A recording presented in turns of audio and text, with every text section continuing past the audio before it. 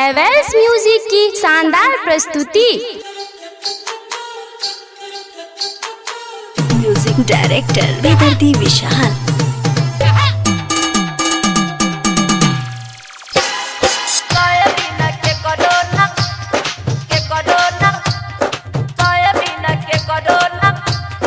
Sangeeta recording studio Hasanpur बाजार।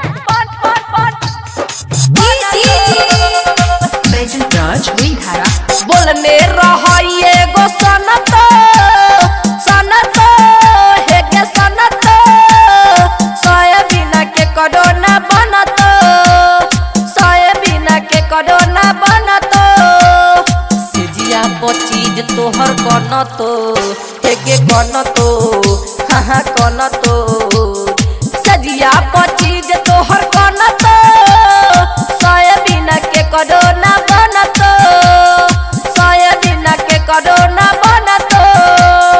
क्या नाम है आपका?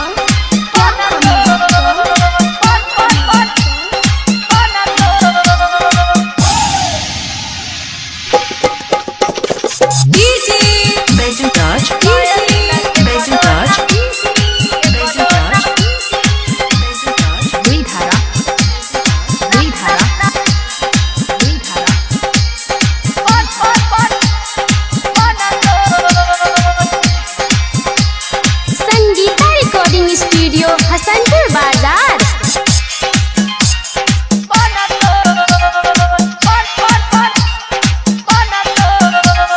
कामा के आए तो रुपया गे दे तो कामा के आए तो हे गे कामा के आए तो रुपया गे दे तो कामा के आए तो रुपया गे दे तो दरभंगा ले जाके शॉपिंग करे तो मोतिहारी ले जाके शॉपिंग करे तो श्यामा मंदिर हे गे श्यामा मंदिर सुन गे श्यामा मंदिर तोरा घुमाए तो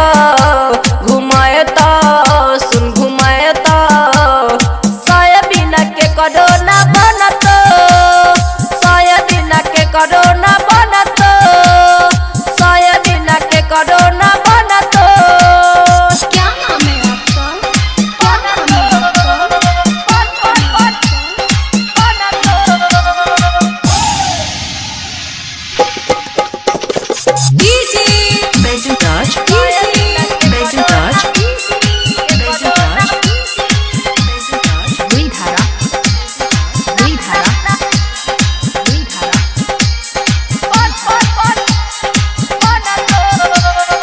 म्यूजिक डायरेक्टर बेदर्दी विशाल।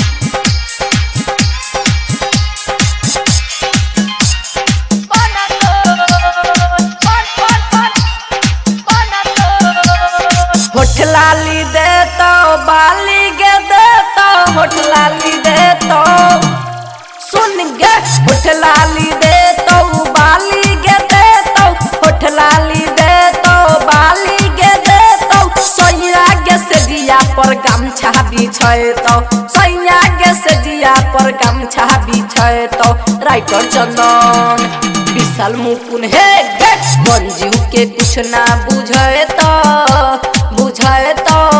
सुन बुझे तो सोयाबीन के करोना बनत सोयाबीन के करोना बनत सोयाबीन के करोना बनत।